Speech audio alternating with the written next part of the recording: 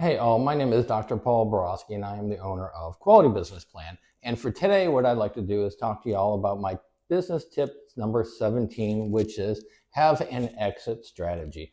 As we all know, unfortunately, we are all human and we are not going to live forever. Something eventually, inevitably, is going to happen to us. And if and when we do start a business, an investor or a loan officer or a bank, they're going to want to know how they're going to get their money. A, in case something happens, when something happens to us, or B, having an exit strategy tells your bank or tells your investor when they're going to get a payout. So there's three important reasons to have an exit strategy, not only in your business plan, just in general to have an exit strategy. And the first one is that an exit strategy is an end objective. We all know that as business owners, we all want to strive for something. We want to grow our business. We want to go ahead and cut costs. There's always an objective for us to chase.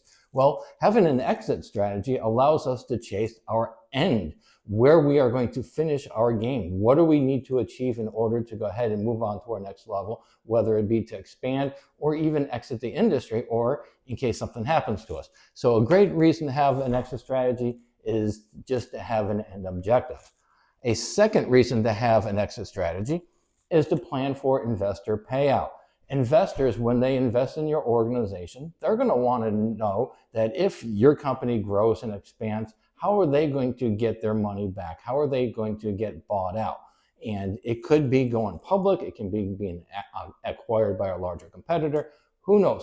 But the investor, they want to know, what are your plans for an exit? How are they going to get their money back? And then finally, succession planning.